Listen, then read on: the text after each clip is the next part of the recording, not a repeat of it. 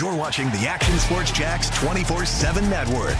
Now it's time for the Brent and Austen Show. Oh, happy Friday. Wow, good look. We got to get a weekly look at this. I kind of forget sometimes that it's a mess at Everbank. And look at all the work being done inside there.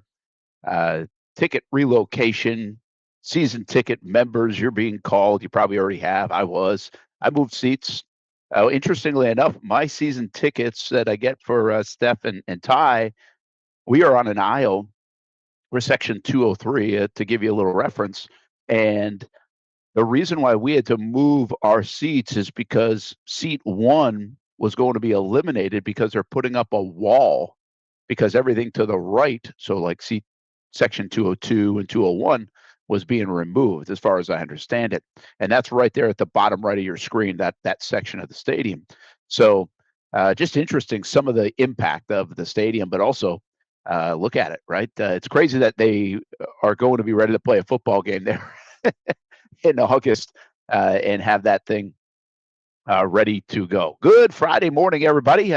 Brent Martineau along with Austen Lane and Jason Hamby back from the Masters. And guys, I got to show you this first before we get into the Jags and football. Here's the story of the Masters now. Oh boy. This is the gnome, okay? Well, but this isn't really like the gnome. So we went in the store, we found a soft, like light spot in the line at Augusta National, because if you're not familiar with it, I think I've shared before, but the store, the golf shop, if you will, at Augusta is like going to Space Mountain. You know, the line at Space Mountain, and it like weaves in and out and everything like that. That's what it is. Like the line is so long. They funnel so many people in there. Now it moves quite a bit. You won't sit there and wait for an hour, but you'll wait a little bit. So we found a soft opening. I guess people were eating or out on the golf course and watching. And so we jumped in there. Like, it's been so busy in the last couple of years, haven't even gone in. But Stuart had a list of people that he wanted to get for. And I was like, well, I'm going to go see what's in there. I haven't been in a couple of years. And I'm going to check out the gnome. Well, they say the gnome sells out on Thursday morning, and they were right, because it's the big gnome. This one is the small gnome. So they had some. How big are we talking? The big one is, I want to say 3 times the size of this. Jesus. I think is a good estimate. What's the price tag? I didn't even look. For the real one, like the giant one. I gotta believe it's like probably between $80 and $100. Oh, that's actually not as bad. I was expecting like 200 or something. Yeah. Maybe it's a shade more than that. I got to find that out. I'll look that up, or maybe Hamby, you can look it up. But the bottom line is, like, it's the thing to get. And what like, you guys are way better at this stuff, Austin, especially you. Like, why the hell is a gnome the thing? I don't understand why it's become the thing. It's like a collectible now, because like this one has an umbrella that you can like push up and push down, and so they have a series of this going back to 2016. So is it just purely, hey, I'm going to collect the gnome? Because I can tell you this, if you go in and get a gnome on Thursday morning, then you go watch 8 hours of golf, you got to carry that damn thing around all day. Yeah, I mean, I get collectibles and pop culture. I don't get golf collectibles and pop culture, so you're the wrong person to ask here. Is it the same gnome every single year, or does the gnome change? Like, does it say like 2026 on it? Yeah, like, it'll have a detail. Yeah, it'll have a detail that's different. Like I said, this year the gnome had an umbrella that actually like worked, like it popped up and closed and opened. You know? Do you know like what was it last year? Like, what was the feature? Like, is it just like things that he's holding, or is like, does he wear like different colors? Yeah, I'd have to check. Okay. I don't know. I should have done more gnome homework, but it's like the thing, and they sell out on the first. Now they've been probably selling them Tuesday and Wednesday as well, but by the time Thursday comes, they're pretty much gone. And I think they resell online for quite a bit. Oh, I'm sure people just kind of make it a habit of like buying them and then reselling them for sure. Absolutely. Is there an amount that can you like buy all you want, or can you only is like one gnome per person? You know, it's interesting you say that. I don't. I've seen people with way more than one gnome on the big ones, but for this one, it actually did have a sign that said 1 gnome per person. Yeah, like that was it. It was like a good deal at Costco. You know, you can only buy so many. Yeah. So there you go. I got that for the sports office or our studio. So at least we're in the gnome game to some degree. Can be our new mascot. I like it. Yeah. So there you go. That is the gnome watch. Do you have any collectibles, Austin? I know we've done a lot of shows with like Davoli's House of Cards. Like you hit the camera. Yeah, of course, man. I got all my. Oh well, yeah, you got that. I'm not saying like. I guess I'm thinking active, like that you will like go seek out and get. I feel like a lot of the stuff you brought in is things that you've had in the past. Oh no, I mean I've added my Funko Pop collection, and they're not really necessarily collectibles. They're more of just like animes that I'm into. I try to get a Funko Pop from it, so we got like 6 Funko Pops in here.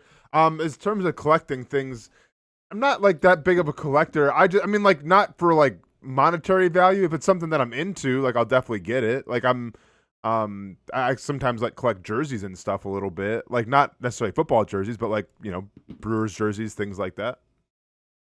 Yeah. Well, and you used to collect. Did you used to collect sneakers or Jordans, or did you just have a good collection of them? No, I just had a bunch of them just because I was sponsored by Nike. So like whenever like the new Jordans dropped, I would just add them to the. I mean, I guess you call it a collection, but I don't wear them and I don't like showcase them. They're like literally in the storage unit right now, just probably collecting up dust and deteriorating away. But I do have a bunch of Jordans that I've never really worn. How about you, Hamby? You got anything you collect? I mean, other than the insane baseball card collection that I had when I was a kid that still exists in my parents' closet somewhere, I guess you can actually, well, maybe you could say hats. I mean, I normally buy like 4 or 5 hats a year, which I don't think is an insane clip. No. But that's pretty much what I get for myself on my birthday or whatever. I'll just get a couple of new hats for each of my new teams. Are you going to get the new Braves city? I probably will, but Yeah. I'll probably just wait till the end of the year. Like I'm not in a rush, but I mean I have. Is this the price that we're talking about? You're not in a rush because they're not giving them away at $50. No. I'm just saying I'll probably. I mean my birthday is at the end of the year, so I'll probably you. just do that. Noted. So yeah, you should get the San Francisco City Connect one. Did you see that? Oh yeah. No, did you see the Baltimore ones? Yeah, I was kidding. It had a poop emoji for San Francisco is the one I saw. Oh no, they have like the, what do they call it, Day of the Dead or whatever. Actually, I thought the Padres one. I'm thinking of Padres. The Padres one was really cool with the Day of the Dead. Baltimore's is terrible. I don't know, man. Some people love it, some people hate it. I'm not from Baltimore, so like I'm not gonna comment. I don't know if people are calling it B more or not. I have no idea.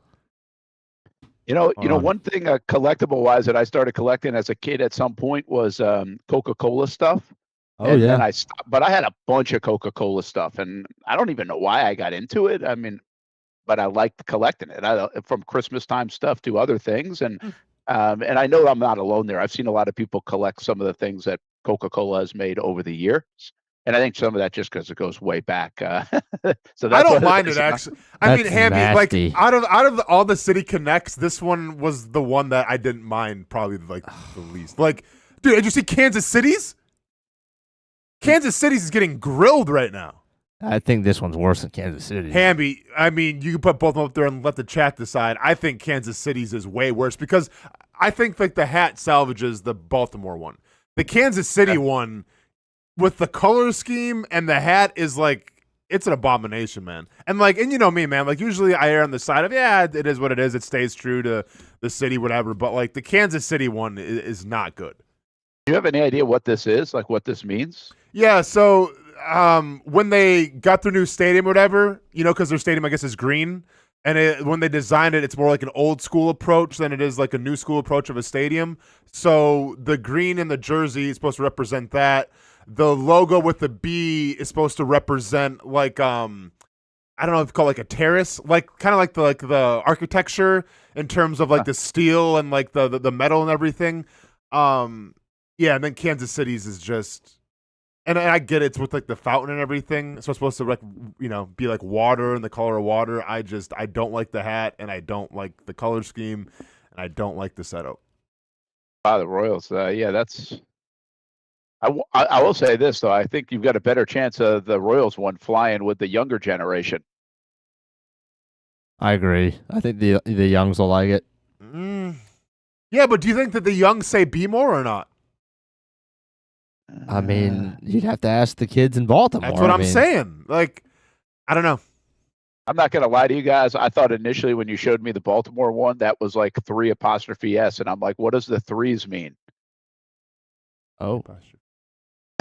Oh, I'm like the number. I got you. Yeah, it's 35. Yeah. It was part of like, that's what I thought it was. I thought it was a salute to like maybe like their old name team or what are the threes? Like, that does not look like a 5 to me. That was actually the number. I thought it was 3S. Yeah. It's all right. The Braves salvaged it. Yeah, but like, did you? I mean, and listen, we talked about this already, Hamby. But like, yeah, I'm a fan. But like, I feel like you guys have had that. I mean, not really. No, you haven't used those colors. I don't think so. Not that I remember. I could have swore I've seen an alternate jersey that looks like that before, but maybe not. Or maybe it's just been forever. Yeah. Someone I said one because obviously I'm really into the jerseys, right? So I watch the stories of each one and like what they mean. Someone had a great idea. Hamby, put that one back up quick. The Braves one. Y'all should do like a peach one, like a Georgia peach, and have like peach colors, like white and peach. I think that would play. Yeah, I think that would play really well. Yeah, someone had like a mock-up of it, and it looked really actually cool. So maybe for the next one, you guys can do like some peach or something like that. So overall, do you like the City Connect idea? I mean, I love it. People want to hate it. Like the Milwaukee one, people are hating on the Milwaukee one, and I hated on it when the leak came out, and then they actually like released it and showcased what it was. And I mean, I bought it first thing. Now, didn't pay $180 for it because I'm not justifying that. So thankfully, my connections got it done, and I got one coming hopefully by Wednesday. But I think they're cool because it's supposed to be a reflection of the city that you're in or like the city that you cheer for.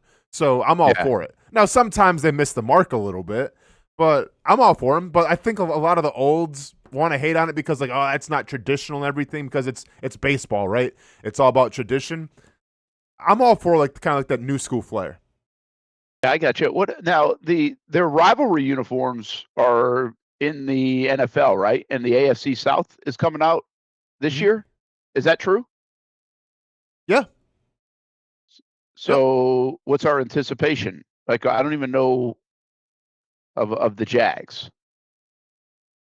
Yeah, I mean, like I said, I thought it was going to be next year with Orlando, and they're going to do something crazy, but I'm not sure. Like, you know, like it's not going to be the Prowler because I feel like the Prowler is eventually going to be the primary one. So I have no idea. Like, if I was to guess, I would probably say it's going to be some sort of black and gold kind of thing.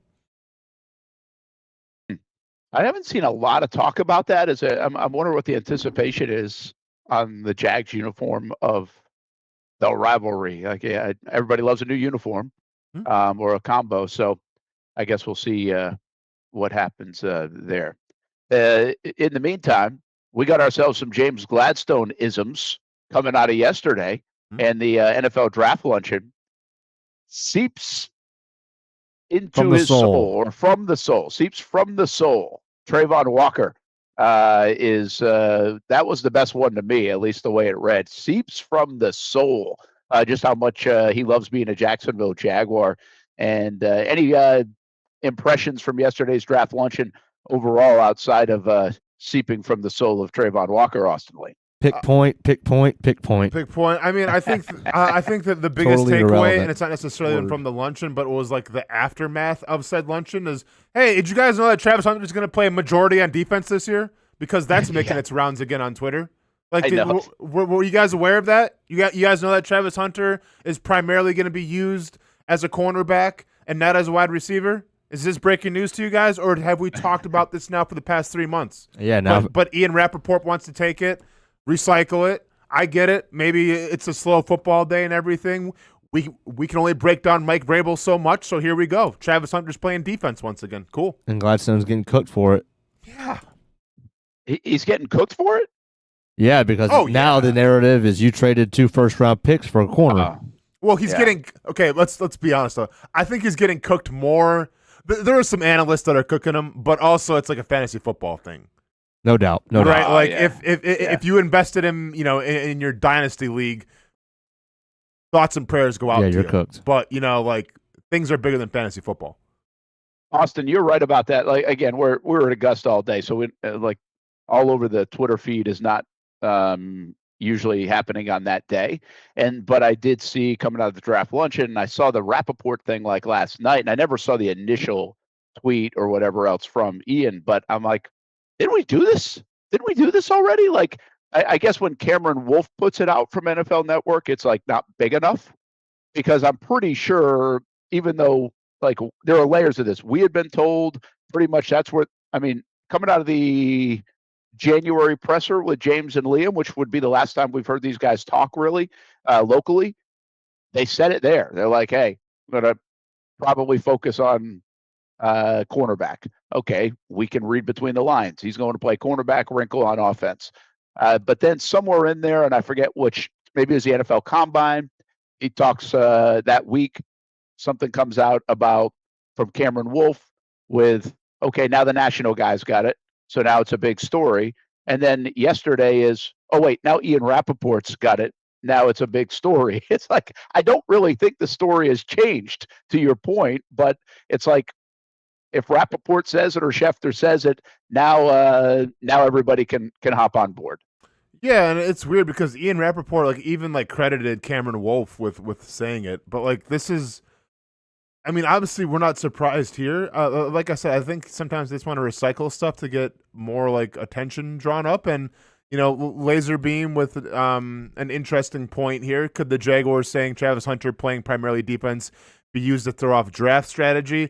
I mean, I don't think so, because I think every GM in the NFL and every coach knows what it is. I think that they've known what it was when Liam Coen first talked about it months ago, about how Travis Hunter is going to be primarily on defense, and it makes the most sense.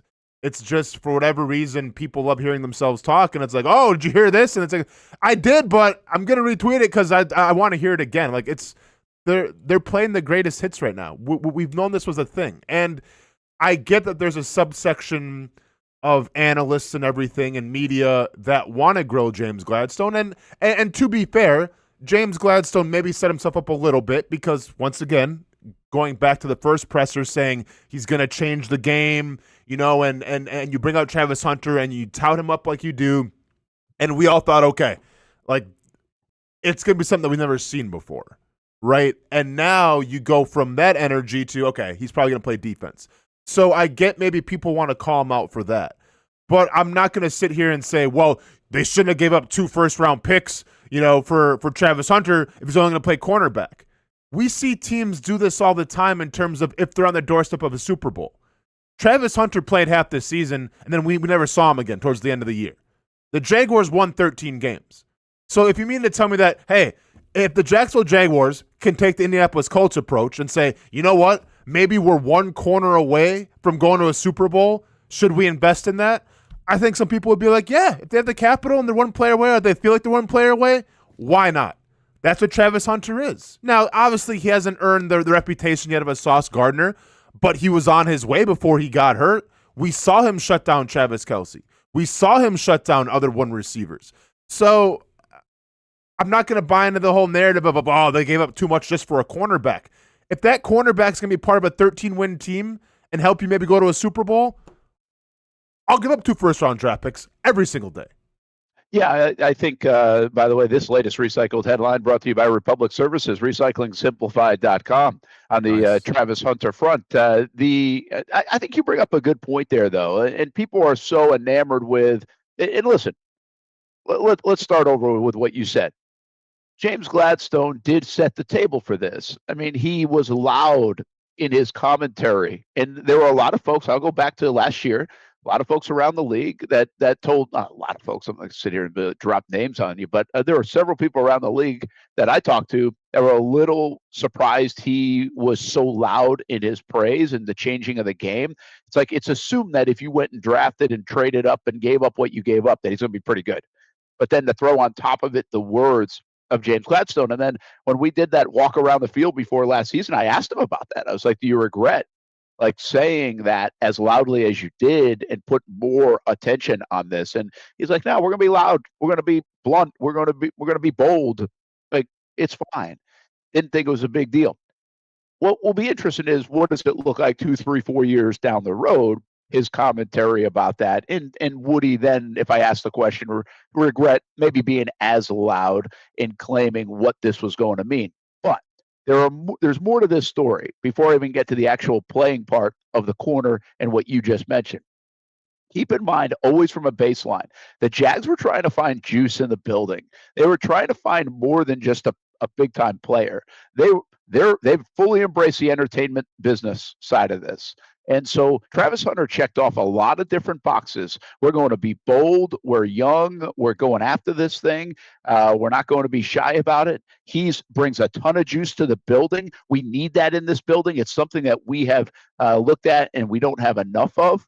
And so all of those things, I think, were very much a part of this decision. Was that more of an immediate deal? Maybe, but these guys are trying to change things. And so immediacy matters, not just the long-term play. Well, then you get to the actual corner part of this, Austen. And I think as you're talking, I'm starting to think to myself, are you better off having a shutdown corner to win a Super Bowl or a stud wide receiver? And we have talked over the years that stud wide receivers don't always bring you Super Bowls. They don't. Now, listen, Seattle just won. Jackson Smith and Jigba, very good. He didn't really have a huge outcome in the game, factor in the game, but he obviously helped get them there. He's one of the best players in the league this year. But if you go back to from Stephon Gilmore's of the world to Jalen Ramsey helping the Rams win, like that corner position and being able to shut it down and lock it down at half of the field, you can maybe go back and find and make the case that has been more of a key ingredient than even the receiver side of things. So that just kind of backs up your point of saying, hey, if you have a shutdown corner, your chances of winning a Super Bowl and being very good go way up. Well, especially for this team, right? Because obviously cornerback is the position that they need more of. Wide receiver, Parker Washington, Brian Thomas Jr., Jacoby Myers. Yeah, you're sitting pretty good right there. Cornerback, obviously Travis Hunter is needed more there. The one problem, though, and it's got nothing to do with the on-the-field stuff, because on the field, obviously, Travis Hunter is going to be needed a lot more at cornerback. There's a reason why they announced it. Okay, cool. But the problem is that, James Gladstone, when he announced Travis Hunter, it was almost like, you're going to put him on in front of the world, and he's going to do things you've never seen before. To me, it's really hard to dominate and make a name for yourself and be a shutdown corner and be in the realm of one of the most famous or popular football players in the league. That's a good right? point. Because I can sit here and say right now, like, who's the best cornerback in the league? And Hamby, feel free to chime in here. Pat Surtain, maybe? Surtain. I would say Surtain. Okay. I mean, if you want to take the guy from Houston, but whatever. My point, though, is, tell me some fun things about, do we know anything about Patrick Surtain? Is he in commercials? Do we see him? I'll let go your point here. I'll help you out here, Austen. Jalen Ramsey has been so good in his career, and the only reason why I think he's maybe a bigger name than everyone else is because of all his trash talking, right? Of course, yeah. That's the only way you get, that kind of notoriety, I think. Like Dion did back in the day as well, but yeah, I get your point. And I think even Jalen, as big as he was, good as he was, Hall of Fame good, in my opinion, yet, you don't think about him on a daily basis in the NFL. Exactly. I mean, take, for instance, Christian Gonzalez, maybe the best player on the Patriots. I'm not going to lie. We saw Christian Gonzalez in the airport going to the Oregon spring game last year, and I didn't recognize him. And my son didn't either. My son's a giant Oregon fan. And then we see him at halftime of the spring game, and it's like, hey, that's the guy that we saw in the airport that was sitting right next to us. Probably should have got his autograph. My bad, son. Right? But you know who Justin Jefferson is. You know who even Smith-Njigba is now. You know who Puka Nacua is. So I wonder how it's going to – nicely done, Hamby, by the way, with that picture. So I wonder how it's going to go down in terms of – if you got a guy who is, and I don't want to say he's about the spotlight because he's not, but The camera seems to follow him. Society seems to follow him. You propped him up. You've hyped him up so much when he got drafted here. How is the response going to be if he's just playing one side of the ball and he's playing the side of the ball where unless you're running your mouth and you're doing these outlandish things, you kind of get left to the wayside in terms of popularity?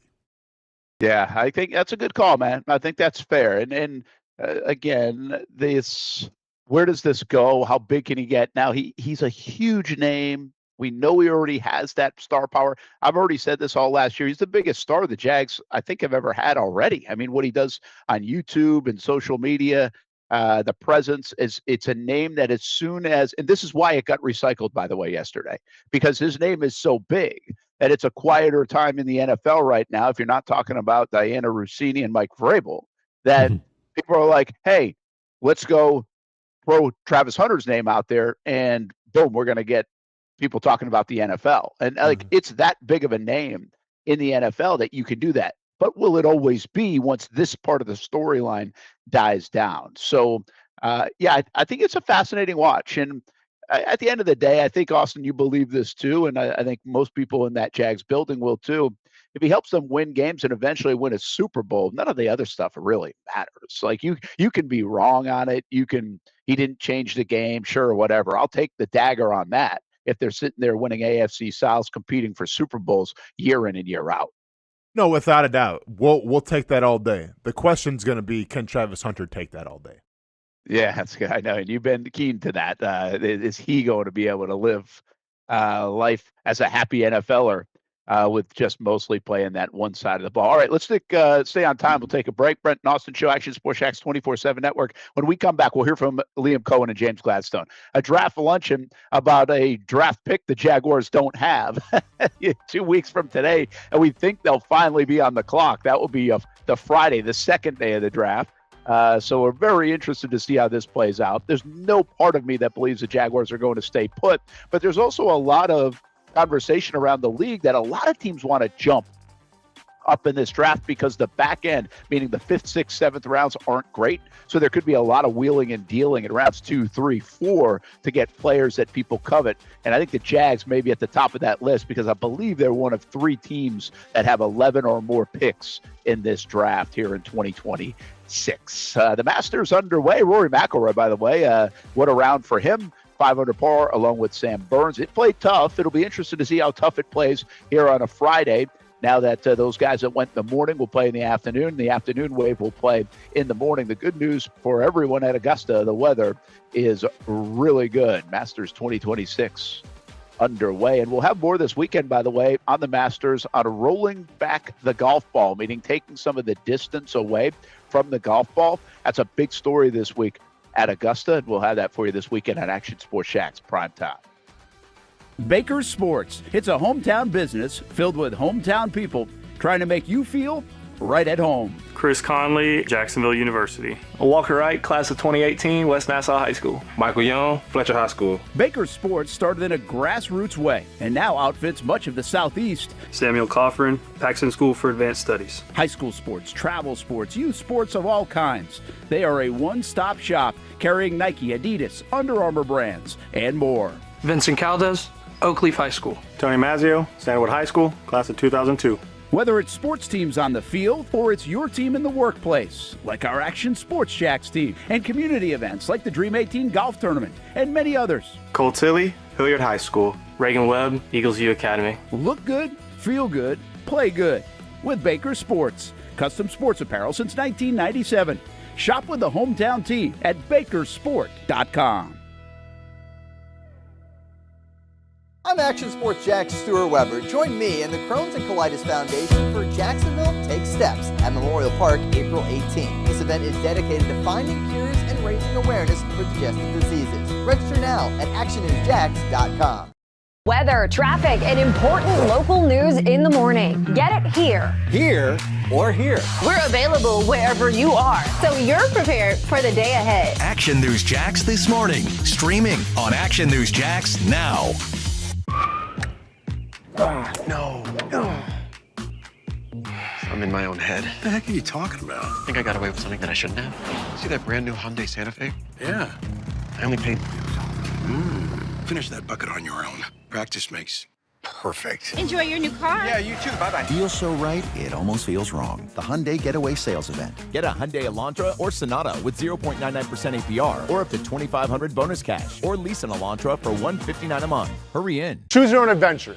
It's not just a saying, but a way of life here at Cycles of Jacksonville. And whether it's 2 wheels or 4 wheels, at Cycles of Jacksonville, a great adventure awaits. With brands like Honda, Vespa, Segway, and Triumph, Cycles of Jacksonville has you covered with their inventory featuring a 60,000 square foot building. If 4 wheels is more your thing, check out the largest selection of Honda Talons in the entire county.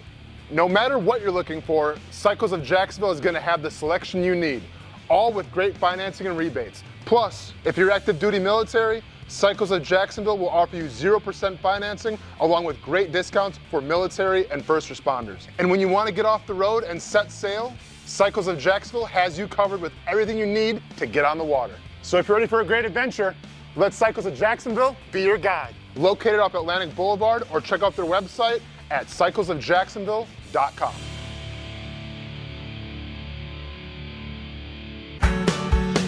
People helping people. It's at the core of what Alive Credit Union is all about, and it's been that way for over 70 years. From the start in 1954 to today, the mission remains to inspire financial wellness and give you a financially fit lifestyle. Alive Credit Union and its employees are committed to not only serving their valued members, but also our community here in Northeast Florida. I had a chance to see that commitment firsthand as Alive partnered with our Action Sports Jacks 24/7 team to bring you Armada men's and women's soccer broadcasts. Inside the 18, it is a shot, and it's a goal! Chloe Chivers! And that connection to the community continues with Alive Credit Union's support of the Police Athletic League of Jacksonville. Alive Credit Union's commitment to our community also involves serving the financial needs of all first responders through the recent merger partnership with City and Police Federal Credit Union. Join the community and become a member of Alive Credit Union today. Find out the many ways you can be inspired in financial wellness at alivecu.coop.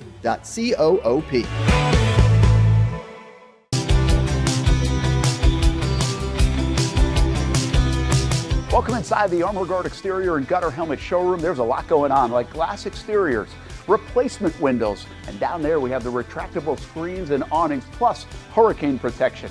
Let's talk more about those gutters, and to do that, we bring in Kevin. He's the owner, he's the expert.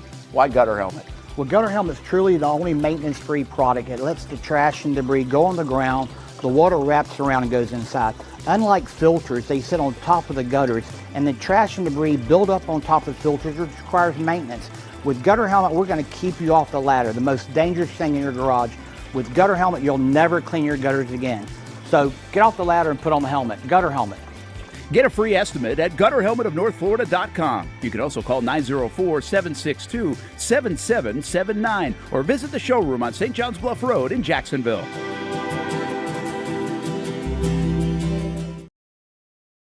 Welcome back to the Brent and Austin Show, streaming on the Action Sports Jacks 24/7 network.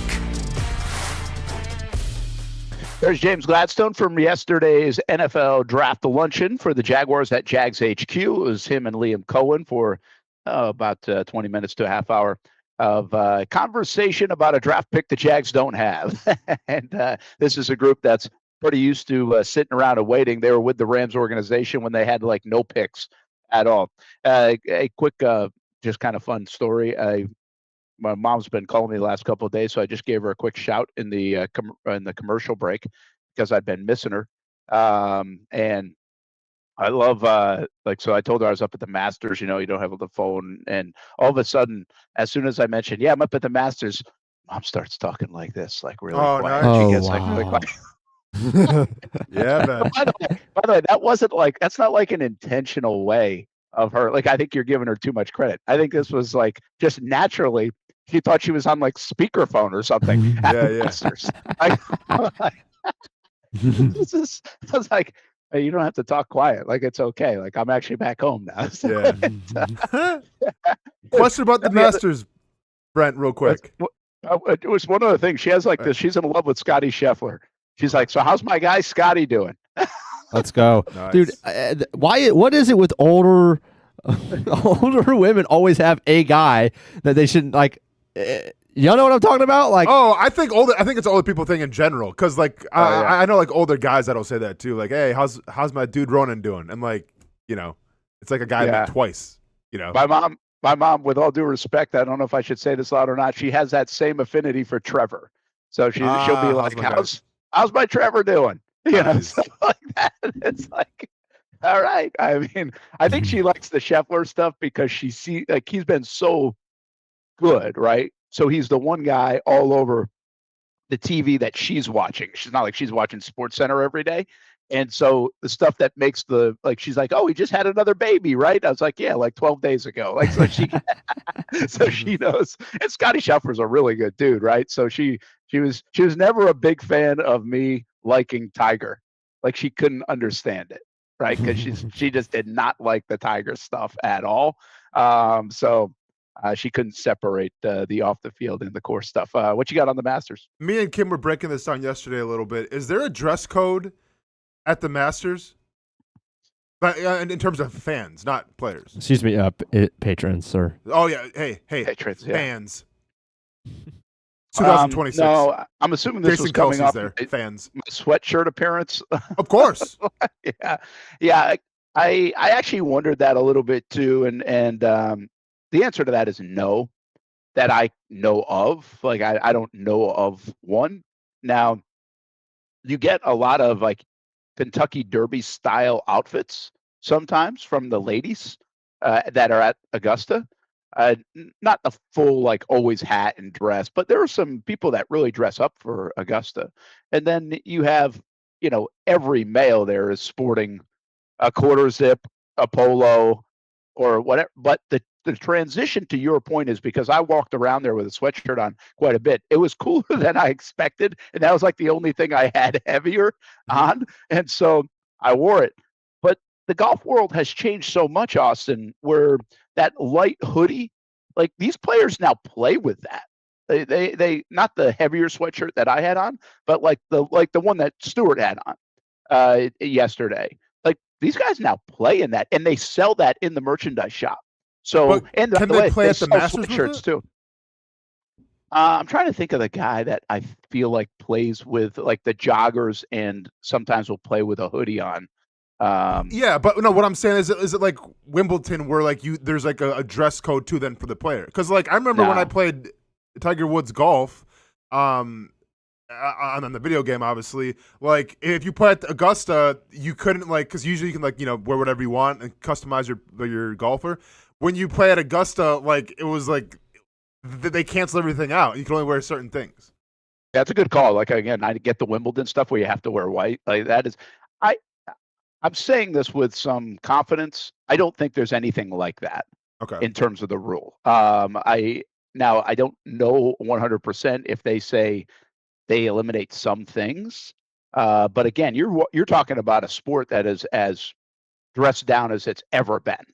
If you go to even country clubs or whatever, now you'll see untucked golf shirts like you never would see. I mean, I remember playing on a country club and walking up with my shirt untucked like 15 years ago, and somebody coming out, can you tuck your shirt in? Like they're that's the way golf was. Seriously, I remember that happening, and it wasn't even like this crazy ritzy one. So people have always had rules. I think those have really loosened. And specifically at Augusta, but the barometer for me is like, where's this? Like, do you sell it in your gift shop, right, or your merchandise shop? Because that's what your patrons or your fans are going to wear around the course. Well, they sell a sweatshirt and they sell hoodies. So, yeah, I think from a fan perspective, there really isn't any of that. And I don't think you're out of respect to the game. You'll see anything crazy outlandish at the Masters. Like even Jason Day, who's had some funky outfits over the last few years, he was pretty traditional, I would say, in his getup yesterday. Yeah, does Ricky Fowler tone it down, or is he still going to go? He'll go orange. Okay. Yeah, he'll go orange. Yeah, if he was in contention on a Sunday, I think you'd see the whole Ricky Fowler getup. Yeah. Daniel Kilkenny's saying Davis Love III couldn't wear the Henley shirt because it didn't have a collar on it. I don't like my guess, Daniel, is that would have been years ago, right? Because Tiger made the mock like a thing, and that at first people were like, a mock turtleneck, right? Or a mock, there's no collar on that. Well, then that became normal, and everybody could wear a mock on a golf course.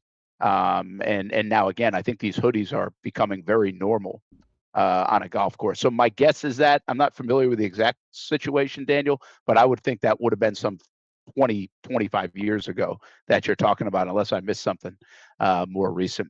Speaking of more recent, we're talking a little bit about the Jags brass and getting ready for the NFL draft 2 weeks away from this thing. They're going to probably have to sit around and wait. They don't pick until 56. I think they will jump up and at least try, right, to use some of that capital and go higher. But I'm thinking higher, like 38 or 42 or 48 or something like that. I don't know exactly where they will land on this. Let's hear from the Jags a little bit. And I know Hamby has a couple of sound bites pulled from yesterday, and one of them is being patient. And these guys obviously are used to that with the Rams organization, where it seemed like every year for about 6 or 7 years, they didn't even have a first-round pick. And remember, James Gladstone was part of that. So he's used to not having some ammo early in the draft. What are the challenges of having to wait until 56? We never say never moving up, but are there challenges that come with that? Will it be an excruciating first round to sit through knowing that you don't have that option? You know, Liam's been through with me before. Yeah, a lot longer before. There is no doubt about it. We have waited longer. There is no doubt. It's fun. We were having a blast. 104 was our first pick. Okay. So we at least get to cut that in half a little bit. Yeah. You know what I mean? So what do we got? 2 weeks, 1 day for now. So that's, 2 weeks. Yeah. Well, until our pick. Our pick, yeah. For now. Right, so that kind of thing.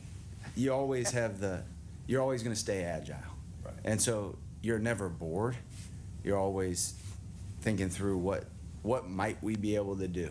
And I think that mental gymnastics certainly is an engaging element, regardless of where your first pick point is. For now, right? For now, a couple of times. And emphasis. Gotta say that, yeah. I get it. This dude's really good on the bike. These two guys are really good on the bike. They get exactly what they're saying in real time, Austen, right? Like, you get Trent Baalke over the years. You get Gene Smith over the years. They don't really know where this stuff is headed and where it's going. They don't have that as part of their calculation. Gladstone knows the moment it comes out of his mouth, like, what is going to be assumed from that. Like, I look for us to trade back in, right? So, but it is there's a bunch to watch, from body language there to actual, just the fun of that, to being patient. I guess it is probably nice that they know how to navigate that patience, Austen, because I think that would be a tough thing. If I'm sitting there and I've evaluated players for 18 months and I'm trying to make my team better, to not just, like, in an undisciplined way, jump up and go, I want to be part of this first round. No, for sure. But at the same time, I think it's really easy to, navigate waters when those waters are calm with a 13-win season. Absolutely. It's a lot harder. Like, we think the Atlanta Falcons are feeling right now, right? Those waters are a little more choppy. They lost their first-round pick, bought into Michael Penix, and now they're like, all right, well, we won 8 games last year. We probably underachieved a little bit. We have no first-round pick. Quarterback, we'll see. Like, they're feeling a certain type of way, like, man, we should probably get back in there, get something else. Set aside from the Jaguars, where it's like, yeah, I mean, there might be a guy in there that we might want to trade up for, but once again, we'll put it in cruise control because we won 13 games last season. So to me, it's all about perspective. And the perspective is that you're a 13-win team from last season who didn't really even rely a lot on your draft class, because obviously Travis Hunter gets hurt. Tootin was kind of the backup to Travis Etienne. Caleb Bransaw goes down. We'll see with Wyatt Milam.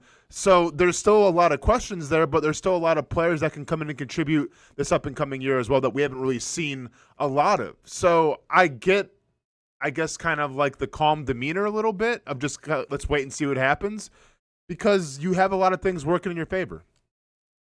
Yeah, I think you're no doubt about it. I mean, the Jags, it feels like right now the Jags are in a low-pressure spot at the moment. I mean, sitting here in April. This is a high-stress league. It doesn't matter what you did yesterday by the time we get to September, right? Like, it just doesn't. So you can't sit there and work on that and live on that forever. And they understand that. But if you really take a look at it from a decision-making standpoint, Austin and Hamby, like Gladstone's had kind of the pressure off him the last couple of months. No They doubt. did not have a lot of money to spend in free agency. So it's not like, oh gosh, I hope I made the right decision there and I'm giving away 85, 95, 100, whatever $1,000,000. I think the Trayvon Walker move was pretty much a no-brainer move, and it fell into a really good spot. Actually, who's criticizing that move right now? I mean, nobody's criticizing that move. That worked out to be what hopefully is a good deal for Trayvon, but I think an excellent deal for the Jacksonville Jaguars. And then you don't have a first-round pick to really like bang your head against the wall. And I'm not saying Gladstone acts that way anyway. He doesn't really come from that lens, but he doesn't have to do that because they don't have a first-round pick. And I would expect it's way easier to trade up and go get pick number 42, which would be less scrutinized. And if you trade up and go get pick number 22 and whoever you take with that, depending on what you give up.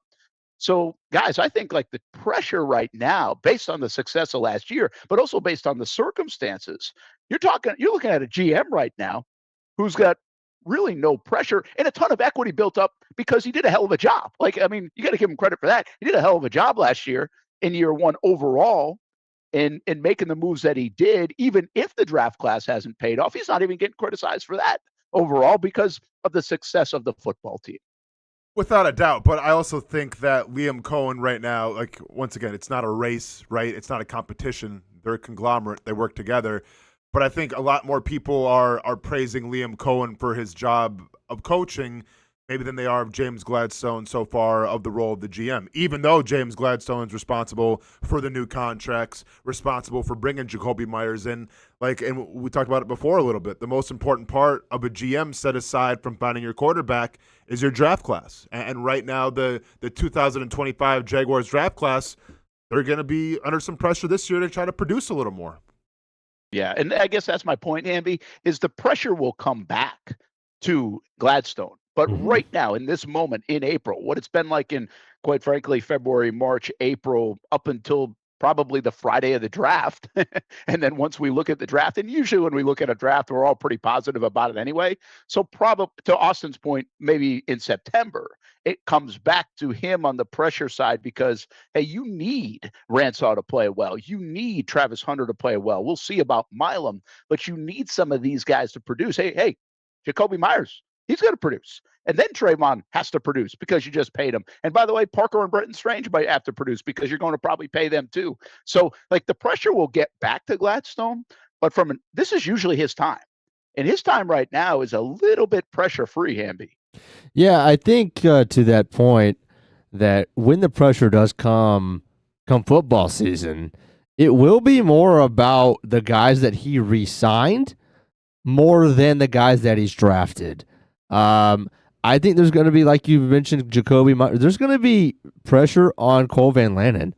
There's the scope is going to be, hey James, did you pay these guys too early? Did you not see enough production, and did you rush to sign these guys? I think the pickiest Jags fan out there right now, that's what they're saying.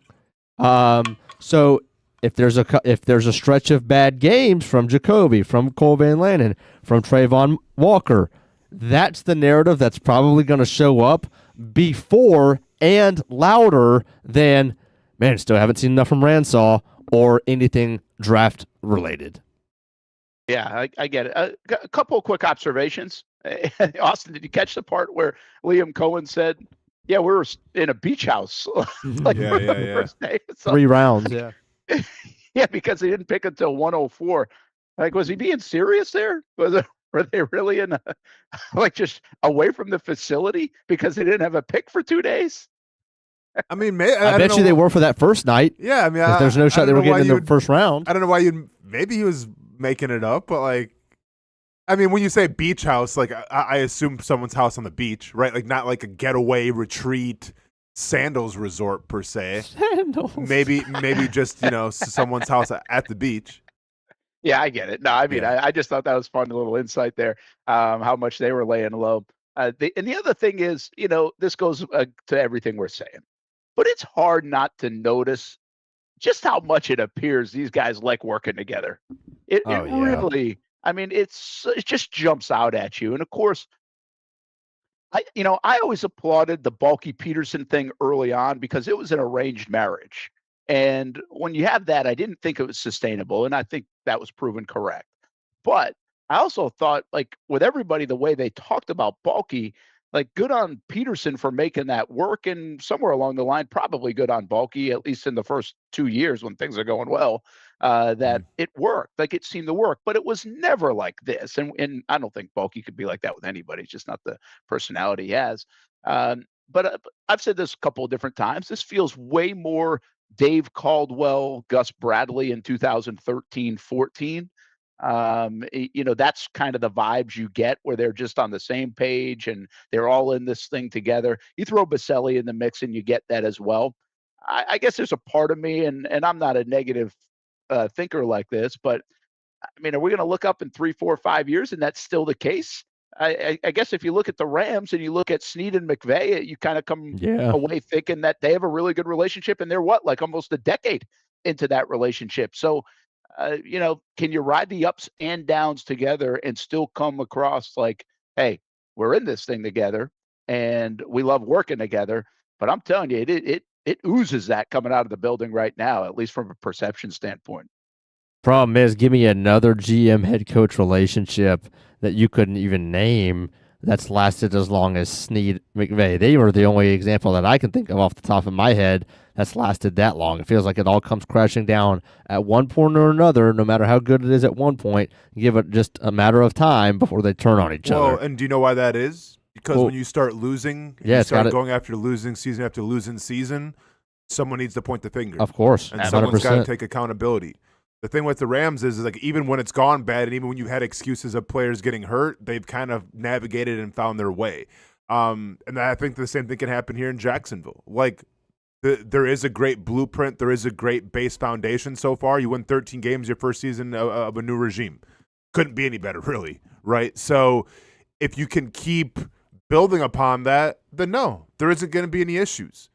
If for whatever reason, and I don't want to speak into existence, but like if this team drastically goes down these next couple seasons, and we're not talking about, competing for a division anymore, well then, yeah, there is probably going to be a little bit of drama because that's how any business works. Like whether it's football, whether it's a Fortune 500 company, whether it's your local gas station, right? Like if you're not making your quotas, if you're not getting the revenue that you need, if you're not doing your job and you're losing, someone's going to blame a finger. It's just the way that the world works.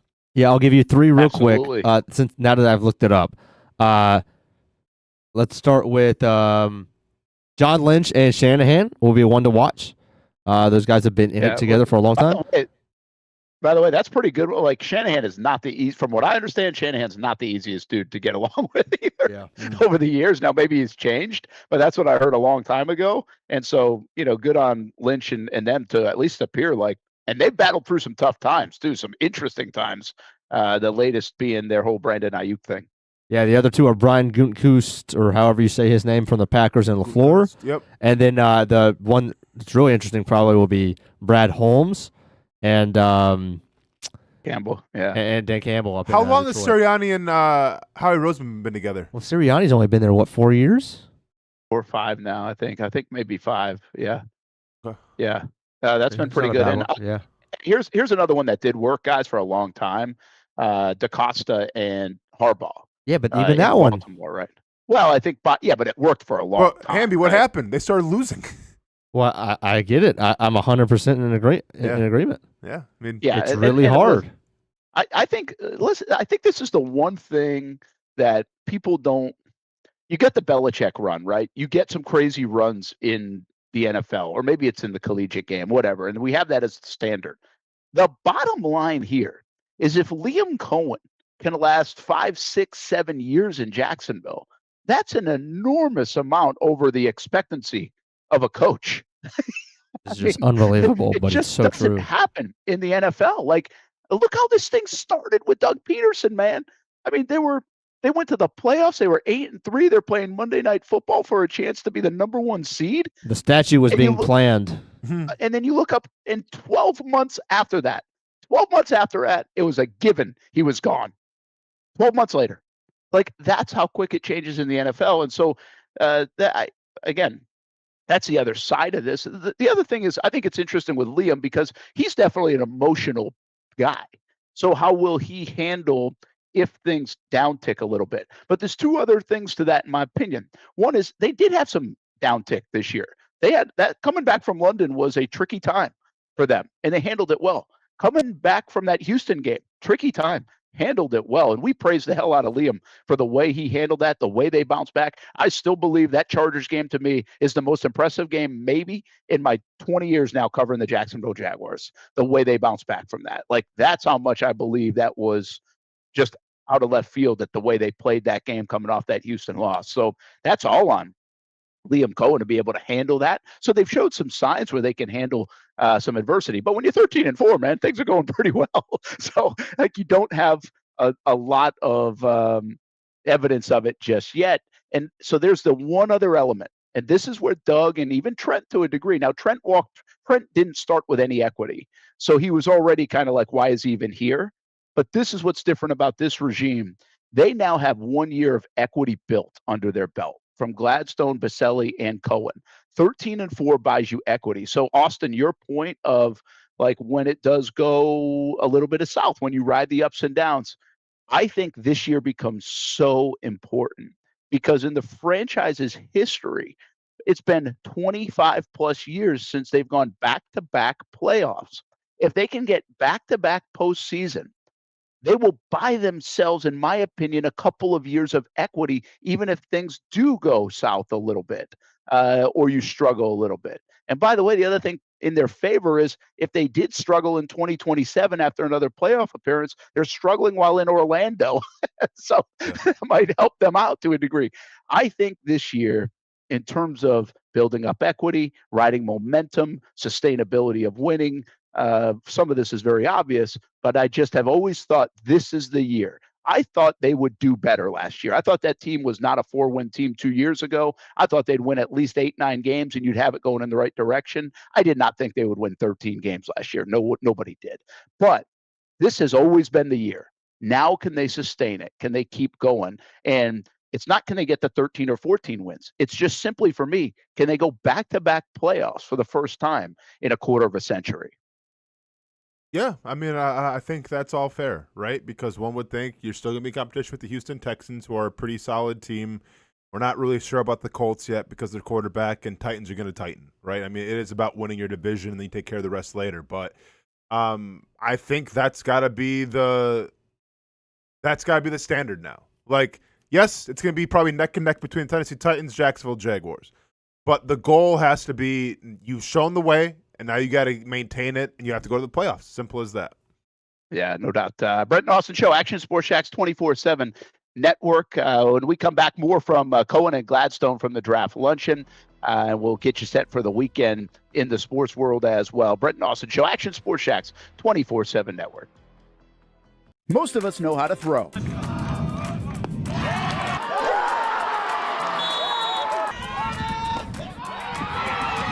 But you need to know what to throw. I'm not talking about footballs, baseballs, softballs. We're talking about those items you need to recycle. Republic Services explains it easy. Recycling simplified. 1.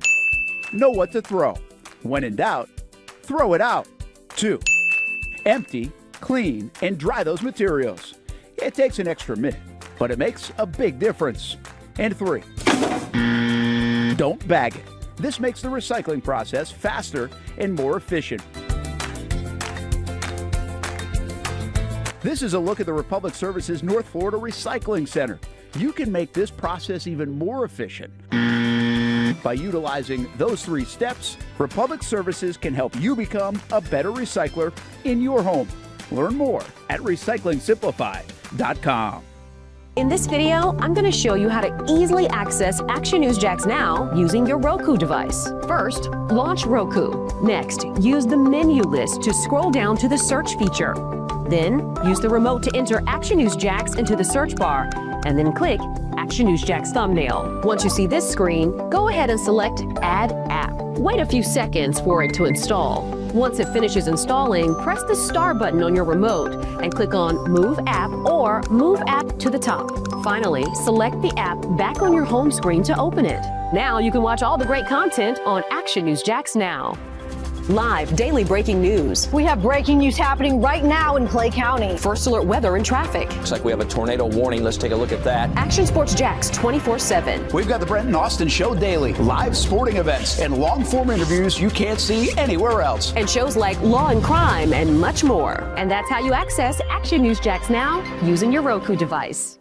Nimnicht is synonymous with Jacksonville, and now in 2026, Nimnicht is celebrating 85 years of partnerships with you. Longevity equals trust, and you want a car dealership you can trust.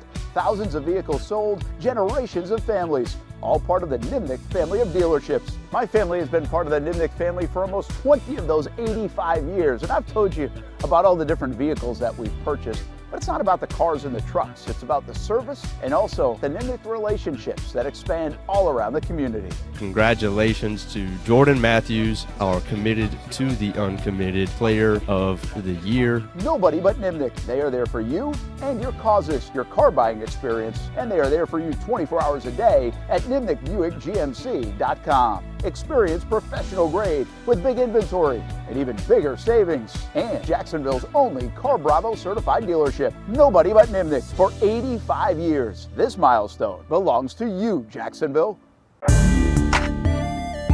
Year 2 is in the books for the Jacksonville Armada women's under-23 squad, taking another step forward in the Women's Premier Soccer League. Under the guidance of head coach David Goff, the girls in blue went undefeated at home for a second straight season, including a dramatic draw in the opener. And they've left it to the death. Unbelievable stuff. And a late winner to end the season at home. Headed on. Here's a chance. Gianna Ramirez brings it down, still alive, takes a shot, and into the back of the net. After fielding a younger roster in 2025 with talent from all across Northeast Florida, the future is bright for the Armada women's team. We highlight the ladies and all things Jacksonville Armada each week on Fleet and Footy on the Action Sports Jax 24/7 network. I'll put one in the back of the net for you. Join us for player profiles, fun interviews, and the very latest on the Fleet and all things footy. That's every Thursday at 2 p.m.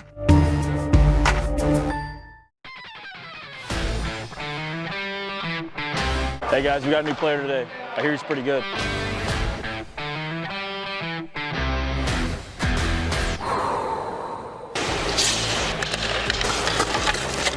Heard this guy played in the NFL. I think he's an MMA fighter.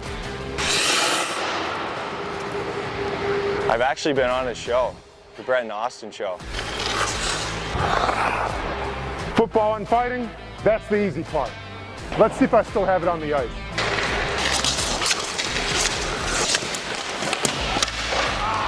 What the heck, man? Who is this guy? He's saving everything. Leave the hockey to the pros, man.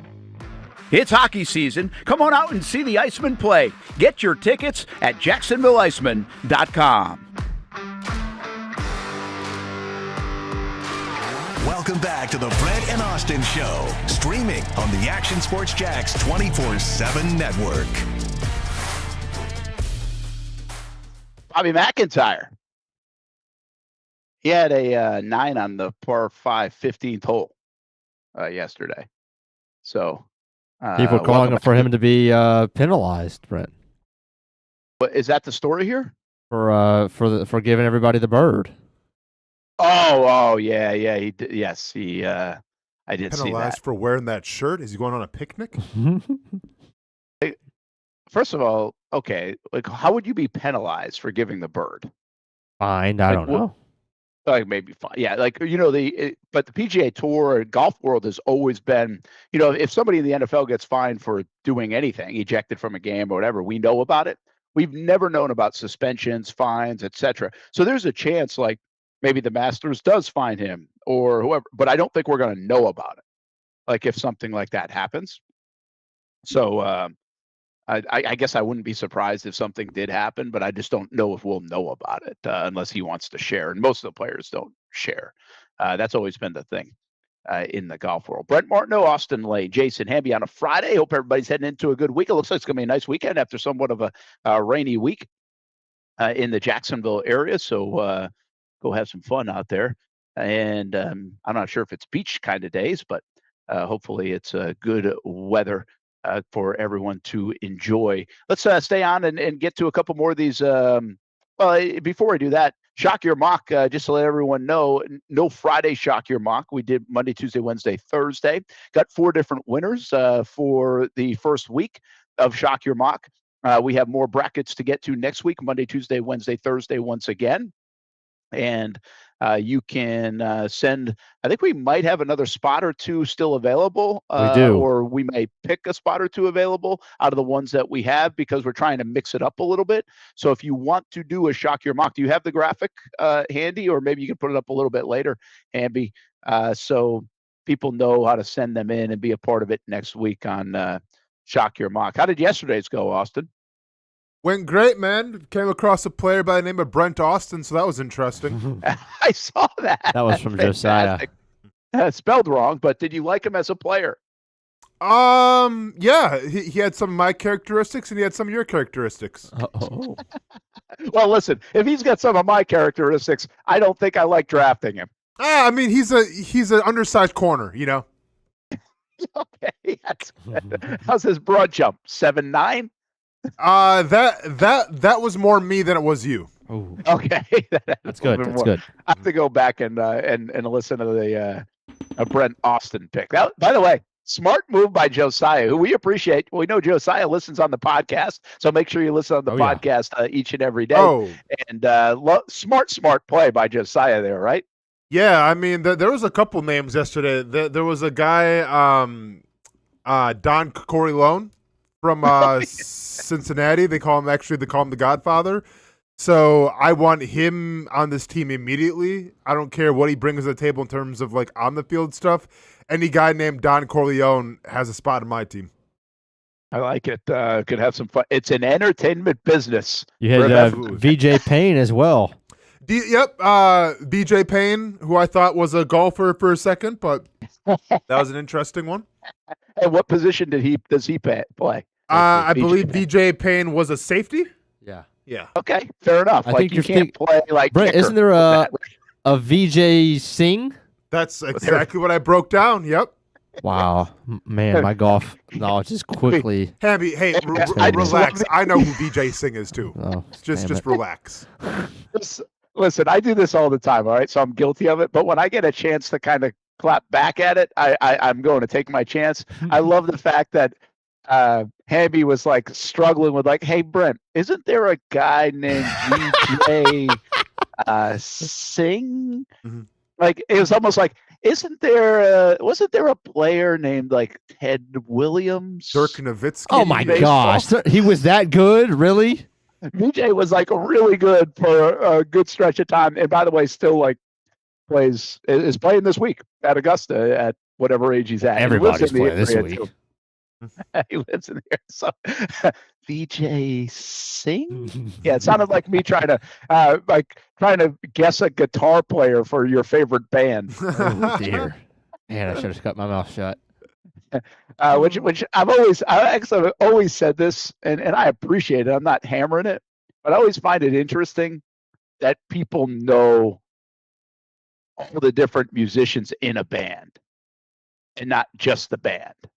I can know the band, but there's no way in hell I'm naming guitarists, saxophonists, drummers.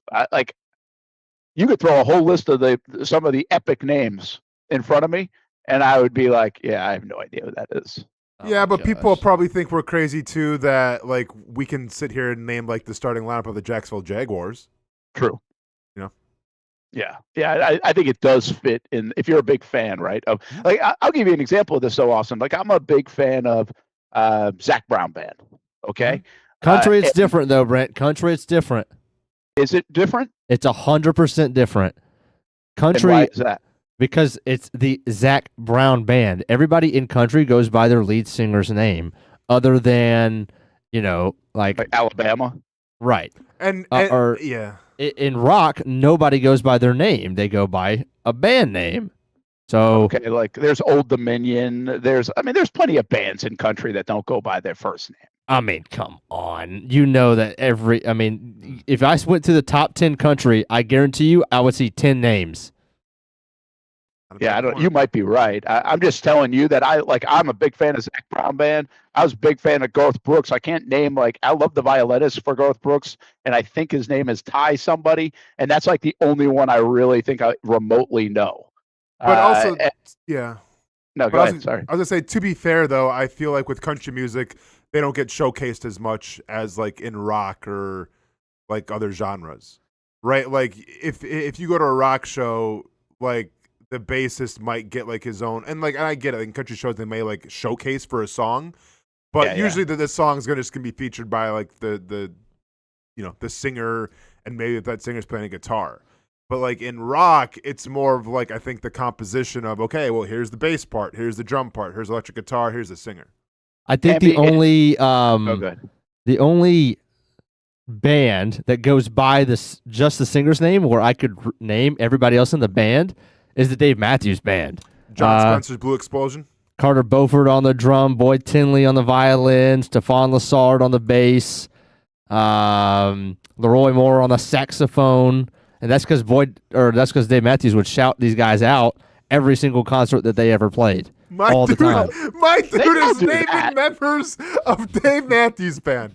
That is wild. That's the only shout the rest of the band out. Like every concert I've ever been to, they shout the rest of the band I know, out. but those guys are kind of goats. So what? No, okay, yeah, that's fair. It's like you might not like the sound of Dave Matthews' voice, no problem if you don't want to listen to him. But the musicians themselves are ridiculous. Yeah, I mean, it goes back to the whole Beatles thing. Like everyone can name the Beatles because, well, they're obviously super talented, but very popular. But like, I think rock bands, like whether it's like Metallica, like people that listen to rock music can probably name more than just Lars Ulrich, who's like probably the most famous one. And he's the drummer. And he sucks. And he's actually the worst one. He's actually terrible. By far. I was better than him when I was 8. Oh, yeah, dude. How do you guys – this is the other thing. Okay. Here we go. I got two questions. Man. Seriously, what do you mean here we go? I'm asking you guys this is because we're into music. Yeah, but this is Metallica. How do you know he's – why would you say he sucks? Because I've listened to their entire catalog, and there's not one thing that he does – in 150 songs, that's impressive to me. When I listen to a lot of other rock and my mind is blown quite frequently. It's not like I think I'm this amazing player, but I listen to Lars and I'm like, I could sit down immediately and play every lick that he's ever played. Yeah. It's that simple. Yep. But you play music. Hey, Austin, you don't play music, but you feel the same way. Play the saxophone. Come on now. Sorry, and I can play the guitar as well. He plays gigs. He just played gigs the last couple of weeks. Yeah, so I get it from his point of view a little bit, maybe more from your point of view. Is that just the book on him?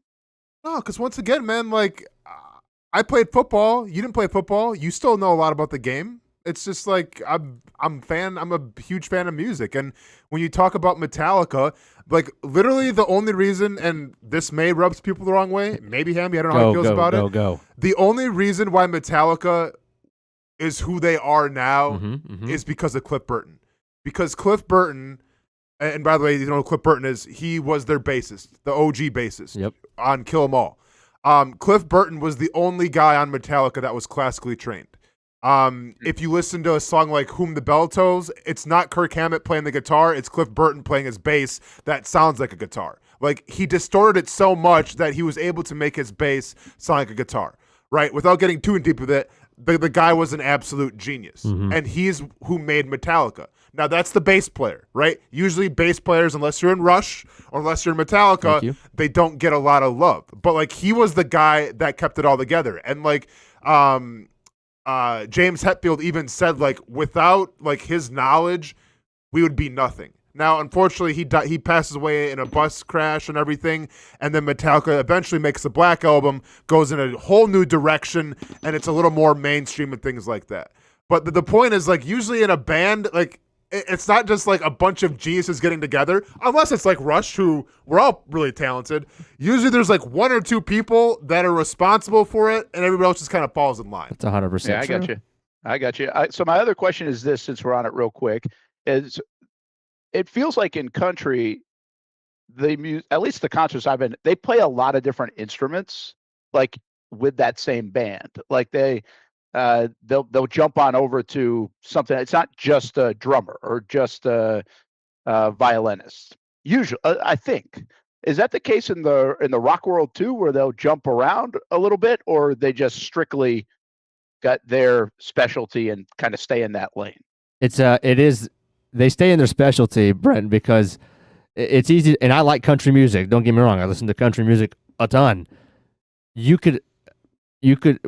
Everybody in the band could play every part because it's that easy. Yeah. That's what it's just said before. Yeah. And that's another reason why you don't know the other members of the band is because they're interchangeable. Because if Zach Brown rolled out in his next concert with 6 dudes that he knows that nobody else does, it would sound the same. Yeah. It would sound the same. But if anybody else goes up there in a rock concert, they're not going to, I mean, you have to, like Rush has a new drummer because for their concert, she's practiced for literally a year and a half to know all the Rush songs. Because it's that, I mean, but if I could go play a Zach Brown concert next week, I guarantee you. And that's the thing, like, and this is with country music, and once again, it's not a knock on country music. Like, I do respect the old school stuff, but like in terms of a genre of country, like it's all encapsulated in kind of the same thing. Like you can take a guitar player from a country band, put him in another one, and you're not going to miss a beat. But for instance, someone said Flea gets a lot of love. Yeah, well, Flea is very unique from the Red Hot Chili Peppers. You can't just take Flea out of the Red Hot Chili Peppers, bring in somebody else who's not, never like really heard their stuff, and expect it to actually sound great, right? Like I think rock bands and like alternative indie rock, like it's a little more unique in terms of style. I think country is a little more generic of what it's supposed to sound like. Yeah, I think one of the things what you guys are saying to back it up is it feels like most rock band legends that aren't the frontline singers also have like a name that's not theirs. Like of course. So to answer Steven's question real quick, and Ham, you might have to Google this. Steven asked me, do I know where the South Park theme came from? If I was going to make a guess, I would say it's Les Claypool from Primus. And you talk about bassists. I mean, that might be the most unique bassist. Great friend of Geddy Lee. I mean, dude, yeah, for sure. Les Claypool is like, he's an oddity. He's out there, but like he's also a genius. I think it came from Les Claypool. You are correct. Yeah, because the sound of the South Park, that's Les all day. There you go. I like it. Good little Friday music topic for you here on the Brent and Austin Show and the Action Sports Jacks 24/7 network. We still have to. We got to keep it on the radar to get to a gig of Hamby's. All right, we got to do that. Get the band in house. Something. I mean, got to do it. Don't let me forget about it. We've got to do it. Back to the Jags a bit here. We got a couple other sound bites from Gladstone and Coen. One of them on defensive end. There's been a lot of conversation in this draft that defensive end is deep in this draft. Let's see if James Gladstone agrees. That's probably hard to say. I think the good part is based off of where we're mapping things out, there's a lot of depth at positions that we feel like we're going to address. Beyond that, as it always seems to be the case, is when it comes to the rush, there's a good chunk of defensive ends in this crop in comparison to maybe some of the others, which I think will make for an exciting first round, because typically when you can rush the passer, there's going to be a priority, a premium gets placed off that. So there you go. Obviously saying he mentioned the first round, so he kind of anticipates some movement is what I read out of that. Maybe even the Jags. I think maybe one of the most underrated storylines of this offseason. And like we have talked about the draft less than ever before for obvious reasons. But Austin, the Jags only have, I think, 4 players under contract right now at the pass rush position. So they need some help in that department. We have focused so much on linebacker and defensive tackle on that side of the ball. The reality is the Ogbas and Smoots that they signed last year, while I like the attempt, didn't really pay off huge dividends. they need to find depth behind Trayvon Walker and Josh Hines-Allen. Yeah, without a doubt. Yeah, I think Dennis Gardeck could provide a little bit of that, but yeah, I mean, I'm not sure if it's going to be their first pick of the draft, but one would think that edge, in terms of some capacity, is definitely going to be one of those spots that they fill in the draft coming up. Hamby, probably not spoken about as much as the need is there. Like, and if you talk about best player available, where we know the supply and demand at the defensive tackle position, which we'll get into here in a moment, is not going to be there. This is maybe the next best thing because it allows you to be flexible with your defensive front, especially given the flexibility of guys like Trayvon Walker and Eric Armstead, because they can move around a little bit. Yeah, I think I'm really curious to see what comes of the BJ Greens of the world. Because, I mean, if you draft a guy in the 3rd round, I want to know if is that guy immediately put over a guy like BJ Green, a guy like Strigo, because, I mean, if they draft him in the 3rd round, that's a lot of value being assigned to them right off the bat. Then other than, okay, well, these two jokers came in off the radar and performed and gave you, I mean, it gave you valuable time, valuable minutes in a sense, when they would necessarily weren't expected of. I just wonder, like, is their spot secure? And if I think that would be an interesting question. I would have asked is, is BJ Green, is DJ Strigow? I know there's no guarantees, and that'll probably lead to an answer about nobody's spot's guaranteed or something like that. But are they guaranteed to be on the roster, or are they trying to replace them and get a leg up? Is that an area where, hey, we appreciate these guys, but we think that we can get 3 more sacks in the draft per each dude? Yeah, first of all, you're right. They would never answer that question. They're certainly trying to upgrade. Danny Strigo, BJ Green, these guys, can they come along in the system under camp? Can they be a part of this? Can they elevate their game? I think what they did was really pretty good last year. But no, I don't know. I mean, there certainly would be an upgrade possibility if you can get more talented players there and that have upside and that could produce and deliver. We love the stories of Strigo and Green. I mean, those guys were awesome last year. But there's no way they're locked in. Just can't be. That's just not the case. But provide great depth and at least answers to the question, Austen, that if they don't find what they want, or if they whiff on trying to get some upgrades and upside, then at least these guys can, now with experience in this system and some productivity that you can rely on as depth. But it just doesn't seem to be enough. And again, I want to say I love these guys. The Green Strigo stories last year were tremendous. But I think the Jags still could need more if they're going to be super dynamic in the pass rush. Yeah, absolutely. But Hamby, to answer your question of if you bring somebody else in from the draft, does that person essentially have a spot over BJ Green? Yeah. And I don't think so, because I think when you look at this regime so far, and I guess it's more of a Liam Coen thing than anything, but I think that it doesn't matter where you're drafted. It doesn't matter what you mean to the team. Like, if you show that you can go out there and do your job, they'll find a spot for you. And yeah, I think BJ Green obviously exceeded a lot of expectations last year, and he's probably built up some rapport going into this offseason, going into this next season. Like, I think that means something. I think if they draft a guy in the 3rd round, that's not a guarantee he's going to start over BJ Green. I think he has to earn that. And I think this team has done a great job of sharing, and I think Dwamie Brown's a classic example. Yeah. You look at a lot of teams in the NFL and what they paid Dwamie Brown. They would have found some way to use him. It would be hard to justify paying a guy that much in free agency, bringing him on your team, and then sitting him. The Jaguars had no issues doing that, right? Because the best players that fit the system the best, that are willing to buy in to what is being coached, will play. And I think BJ Green so far has definitely bought in. Yeah, that's a good call. Hey, let's just hit the last part of this for defensive tackle. I think we all know, but obviously was asked about yesterday at the draft luncheon, and here's a response from the Jags GM. Real quick, just to add a little bit more context, asked if the defensive tackle class was incomplete because they can stop the run, but the book on them from, I don't know, the analysts is that none of them can get to the quarterback as a pass rusher. I think it's always, there's no reason to think that guys that we might label as incomplete become complete by the time their NFL career is over.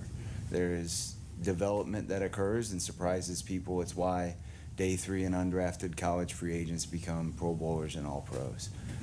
So to cap that as a concrete sort of outlook is hard to do. I think there will be plenty of people that 4 or 5 years from now surprise a lot of the remarks or counter a lot of the remarks that can be said.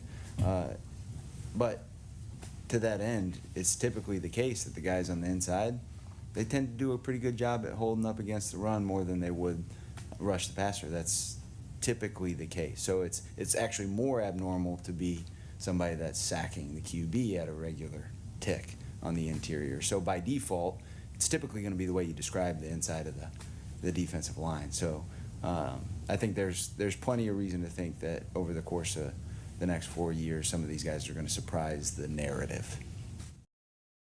I really love that response.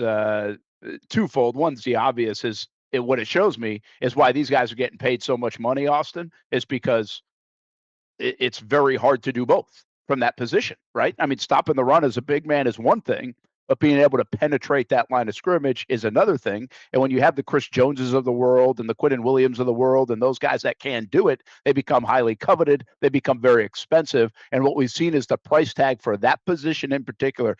It feels like it's been inflated way more over the last maybe 5, 6, 7, 8 years than potentially any other position, although receiver probably would say, hold my beer a little bit. And that's just because there's just not a lot of them that can do both. Yeah, of course, man. Like anytime that you have a 3 technique who can stop the run and is also a very like viable pass rusher, you have something that a lot of the NFL does not have, right? Like I think now we're seeing more of a premium in terms of making sure that your teams have at least 2 edge rushers on them to be successful. Okay, great, but like it is extremely rare to find that 3 technique that is well versed in all areas. And once you do, yeah, it is your job to keep that guy and not let him go anywhere.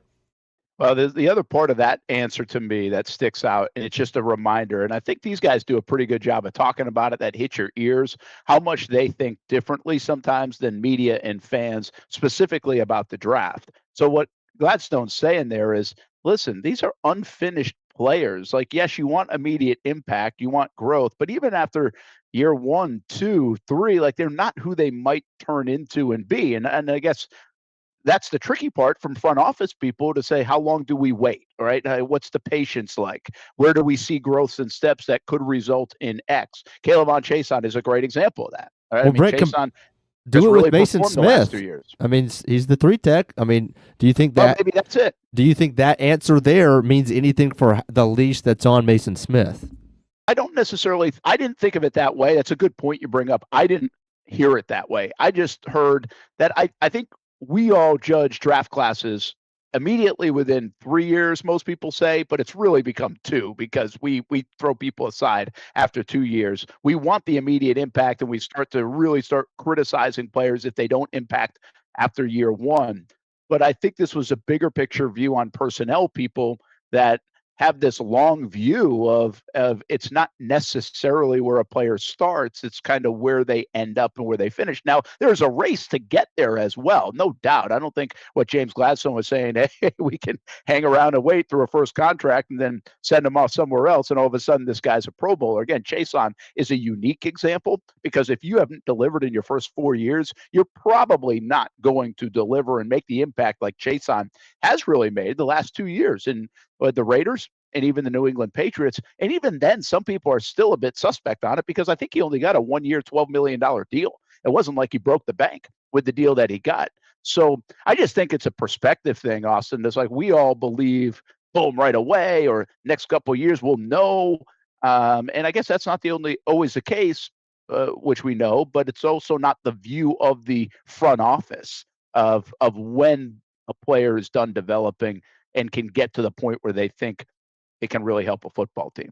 Yeah, without a doubt. And this is obviously where coaching comes into play in developing your talent. I think that so far the Jaguars have shown that they have taken some talent that maybe was underutilized or underthought about in terms of where they were taken or undrafted free agents, and BJ Green, for example, and they've done a great job of developing so far. We've seen guys like, you said Caleb on Chase on leave and have some success. I mean, even Dante Fowler for a part, didn't do a lot here in Jacksonville, goes on to LA. I think he has 10 plus sacks, and I forgot where he's at now. He was in Atlanta for a bit. I think he did pretty well. So I think you're right. Yeah. Yeah. To me, that's the most heartbreaking thing, right? Like, I understand that each player, and despite where they're drafted, you probably get a little longer of a leash. If you're a first round or second round pick, yeah, you're probably going to have a little longer than an undrafted free agent. But regardless of where you're drafted or where you're taken, I think it hurts GMs and coaches to see you get a player in, he's on your team, and then he goes someplace else, and lo and behold, okay, this is the guy that we drafted. We just didn't develop him like we're supposed to. Well, we just had that right in front of our eyes too with Devin Lloyd. I mean, Lloyd is obviously, did you put him in the best spot? How much did you hurt him with the coaching scheme, whatever else it might be, circumstances? And every guy's different in that. I think that's the tricky part, is when do you pull the plug on a guy and be like, okay, this isn't working? And when do you buy in and say, hey, we still believe in this player? And fascinatingly enough, we're in a little bit of that, just a little bit of that, I think, with Brian Thomas Jr. right now. Is he where he was? Was that a one-year thing? DJ Chark had a really good Pro Bowl year, never delivered on it again. Is he that because of what he did in year one? Or is he more like what he did in year two, which was pretty pedestrian and actually not great at times? So I think we're actually in that mode right now, and that there's discourse on this one. It's like, hey, trade him away, go get a pick, go whatever. Or like me, and I think you and I think a lot of people in Jags land would say, don't give up on that now. I mean, that's some special speed, special size. He's shown that he can do it. Let's nurture this thing. Let's see where it can go and get that guy playing with a bunch of confidence. But this will be a big year for that. Like, it'll be an absolute big year for Brian Thomas Jr.'s story, at least how it plays out, I would suspect, in Jacksonville. Some of that because it's not their guy either. I think you're just naturally more invested when you draft a player. And so for a Brian Thomas Jr. and maybe Hamby, your point of Mason Smith, these guys are not invested in that degree. They didn't go out and draft them. So does that make the rope a little bit shorter for both players? We'll soon find out. Hopefully they have big years and then they're a big part of it and they rescue it. And they're both very young too. That's the other thing about Mason Smith and Brian Thomas Jr. We'll take a break. Brent and Austen Show, Action Sports Jax 24/7 Network. Just a quick look at some scoring going on at Augusta early in round number 2. Wyndham Clark 2 under par. Terrell Hatton 3 under par. Brooks Koepka 2 under. So there's some scoring out there. As you know, I'm not a huge live golf guy. Rahm and DeChambeau did not do well. Rahm's 2 under today, so he's doing a little bit better. He's better today, and they came in on really good form. I saw a tweet after yesterday's round that I think Champions Tour players were plus 34 combined. Live golfers were plus 38. Yeesh. Which means the old guys beat the best of the Live world. Yeah, not a good showing in round 1 for the Live golfers. Doesn't mean they can't have a big round 2, especially DeChambeau and Rahm, who were playing really good golf. Coming in. And Reed's an interesting example. He was on Live. He's transitioning back to the PGA Tour, so he'll be back full-time in 2027. He obviously is off to a nice start. We'll be back. Brent and Austen Show, the Action Sports Jax 24/7 Network. Nimnicht is synonymous with Jacksonville, and now in 2026, Nimnicht is celebrating 85 years of partnerships with you. Longevity equals trust, and you want a car dealership you can trust.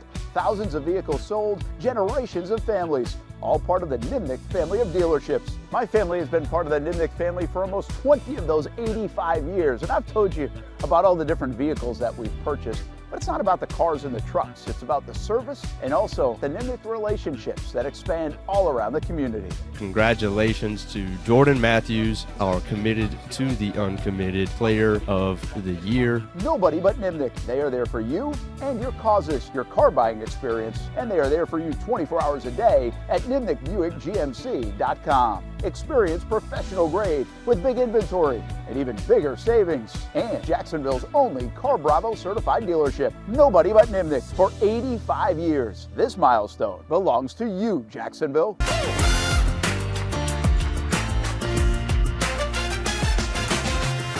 Empower a future, inspire a dream. It's a bold but simple mission for the Jacksonville Police Athletic League known as Jax Pal. Help the next generation of kids in Jacksonville shape a brighter future. Their after-school programs, teenage leadership programs. There's community outreach. This has been just an awesome opportunity to be out here with my colleagues and do something good for the community. It's really been an interesting opportunity to just see everybody work together in a way that we don't normally in the office. And there's sports.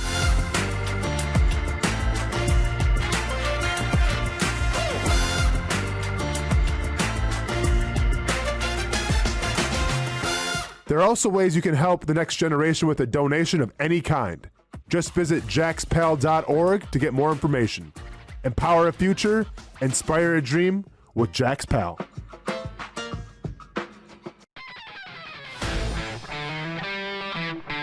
Hey guys, we got a new player today. I hear he's pretty good.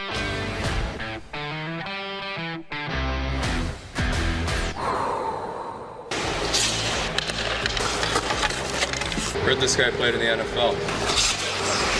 I think he's an MMA fighter. I've actually been on his show, the Brent and Austen show. Football and fighting, that's the easy part. Let's see if I still have it on the ice.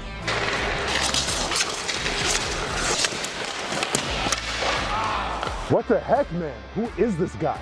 He's saving everything. Leave the hockey to the pros, man. It's hockey season. Come on out and see the Icemen play. Get your tickets at jacksonvilleicemen.com.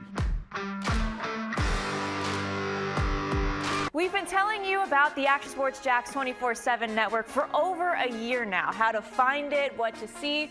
Simply put, it's TV online. Local sports content all day, every day. Just like this.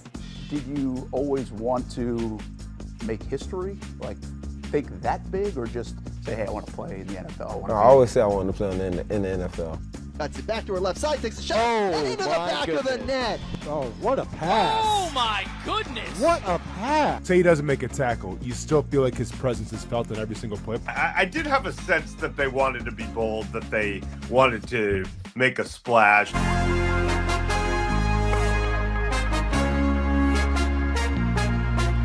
It's content you won't find on TV. Find it on actionsportsjax.com and just sit back and watch local sports all day on the Action Sports Jax 24/7 network. Most of us know how to throw.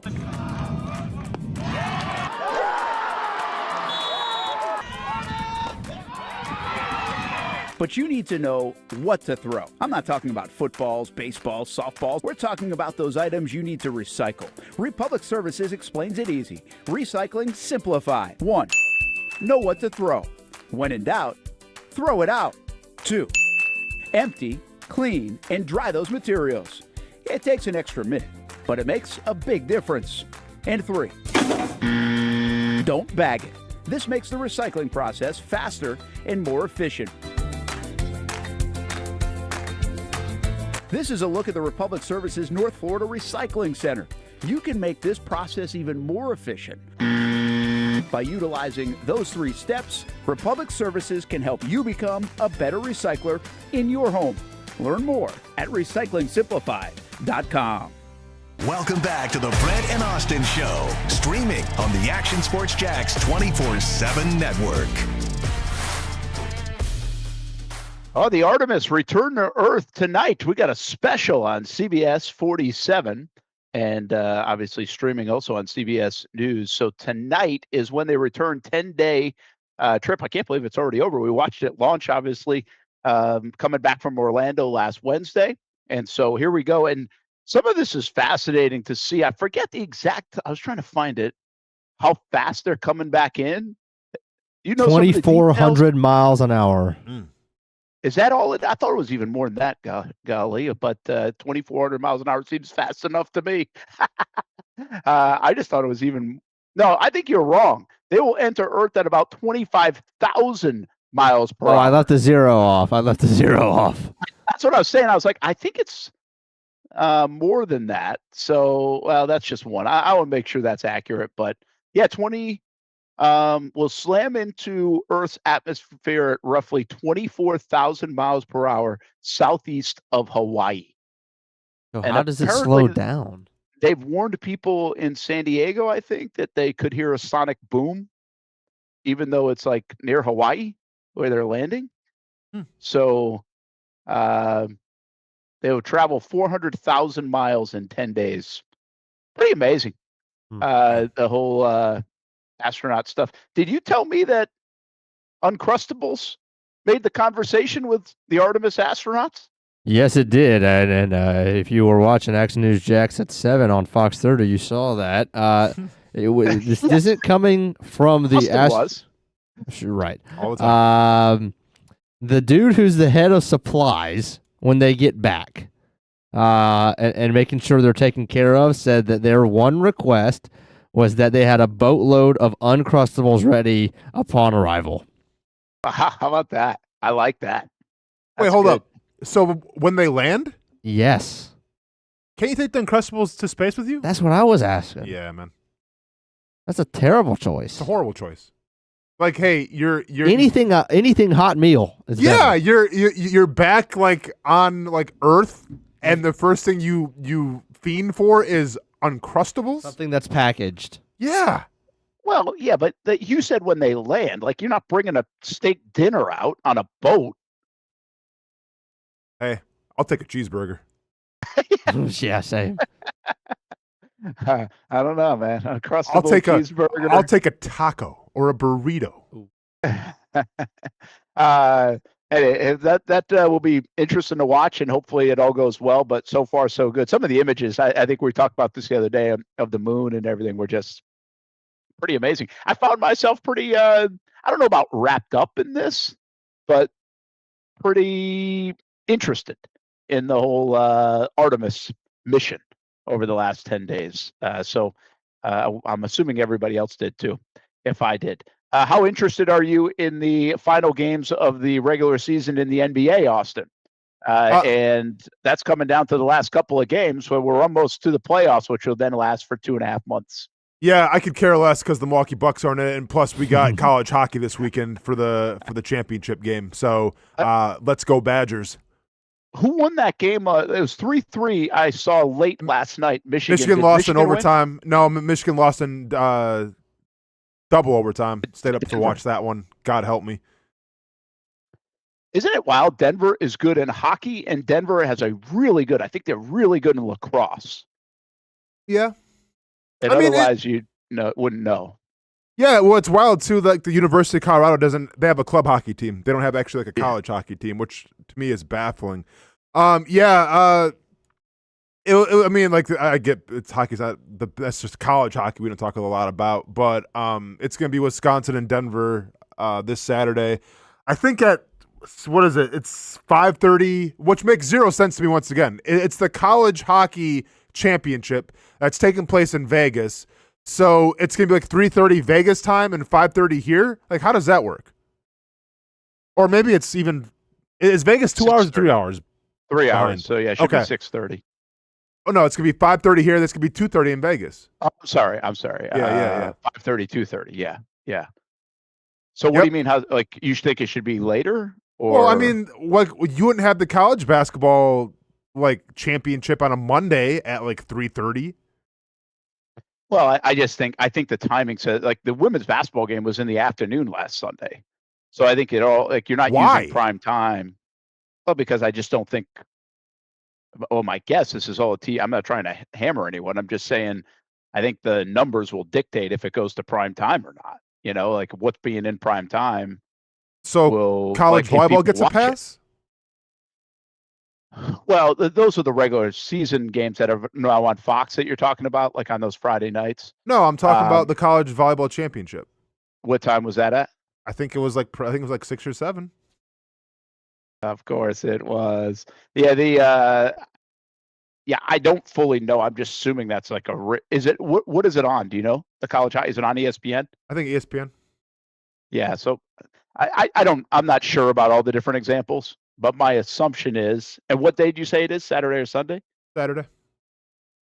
I'm just trying to think of what else might be on ESPN, but for the NCAA hockey to get ESPN, like real ESPN, not ESPNU, I think they might have had to go at that time slot. Is my point. Oh no, I stand corrected. I guess the college volleyball championship was at 3:30.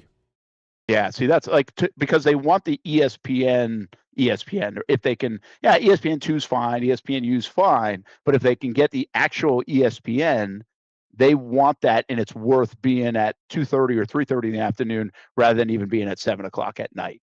Is I think how that happens. But another interesting part of this with the hockey, we were doing this last night on the way home from Augusta, Stuart and I, and he was going through like some of the different teams that had won. Because I had mentioned like Union and Providence. Oh, what he was trying to figure out is because he saw the Michigan score. And so he said, when's the last time like somebody won the college basketball championship and the hockey championship? And there aren't a lot of like possibilities here. And the reason why there are not a lot of possibilities because some of the, if you will, no-name schools win hockey championships.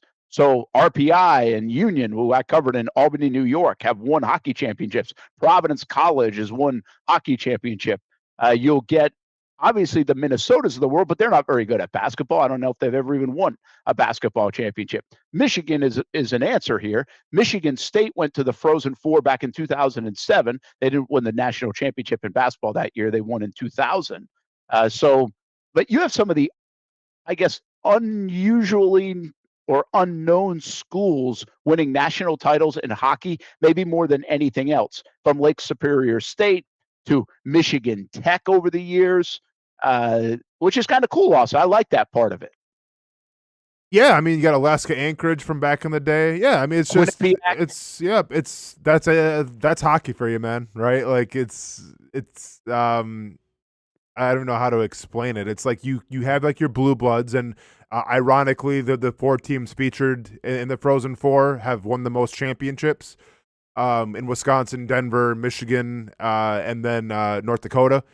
But like, yeah, you don't think of like North Dakota with anything else, right? Set aside from hockey. But it sucks though, because we were getting ready to, if Michigan would have won, we were talking about going, me and my friend Chris, who's the big Michigan fan, we were going to take ourselves and Ronan to Vegas to watch the championship, but it didn't work out that way. Yeah. Yeah, we were going to go. That's so, I mean, you're not locked into college hockey though, normally, right? I mean, this is just the Frozen Four that do you get excited about, or? I'm locked into it. I just don't talk about it a lot because there's not a lot of like, there's not a market for it really. Yeah. But like, for instance, Wisconsin was the last team to get in the tournament. So they're like a Cinderella. Kinda, because they were ranked really high to start the season off. Then they fell off. Like Ohio State beat them like 8-1, curb stomped them, and everybody kind of forgot about Wisconsin. And then even against Michigan State here, like in the quarterfinals or whatever, like Michigan State, who was one of the favorites to win the whole thing, Wisconsin like pulled a miracle off like the last second to win it. So they feel like a Cinderella, even though they're one of the blue bloods, because they have, I want to say it's third or maybe second, the most like championships in college hockey. Wow. So they get on a heater? Is the goalie playing well? I mean, what's the? Nope. Goaltenders couldn't be playing. They were the worst goaltenders, averaging like, I think it was 2.95 goals against, which wasn't good. They're just playing loose and they're playing. I don't know. It's hard to like explain why they're doing so well, but they're a team that seems like they're just happy to be there in a way. But they're also a team that has really experienced coaching who has been there many times. Okay. Can you give us a sense, because I'll give you, like, in Albany, college hockey is a big deal where I was. So RPI, Rensselaer Polytech Institute, is what it's called, but they're like Division III in every sport except for hockey. But one of their big like claims, Adam Oates played there from the Boston Bruins, right? Yeah, so I mean, again, they got Union just went to they won and then went to another Frozen Four in the last 5 to 10 years, and they won. So like, it's good hockey is the point, but it's a really, one of my favorite things I've ever watched in person is an RPI hockey game. They have some cool traditions. They play in a field house. It's a cool barn, as they say, Austen Lane. And it's just a neat experience. It really is to see a game there, and nobody would know that, right? But what I guess I'm asking you is, I'm sure there's a little buzz up in Wisconsin now for the Badgers and what's going on. But normally, are people sitting in a bar in Iola, Scandinavia, and you'll see college hockey on the TV? Well, yes and no. If there's anything else on, like if there's a Brewers game on, Brewers are always gonna come first. Okay. But like at least when I grew up as a kid, I watched a lot of college hockey because it was on PBS.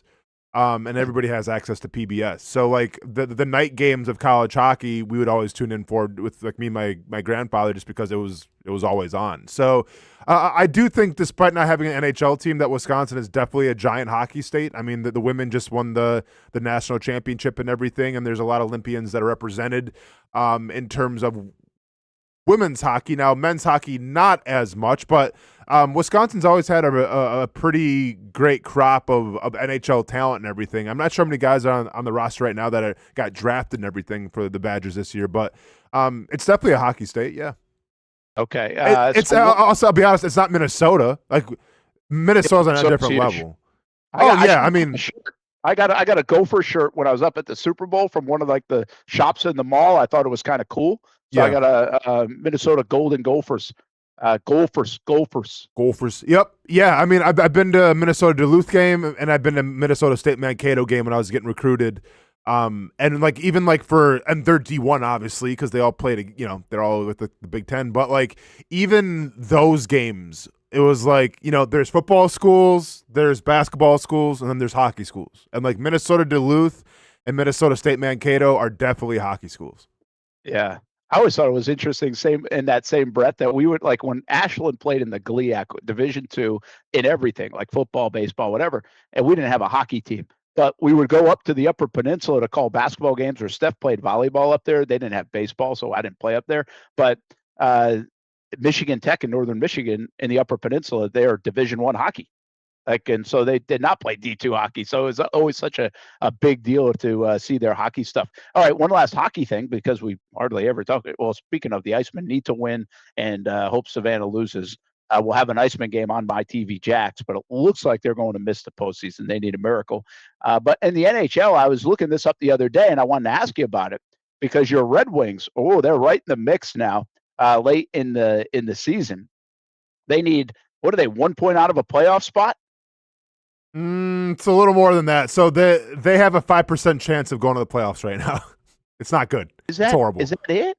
I'm looking at them. It looks like they're just a game behind the Flyers for the 8th spot.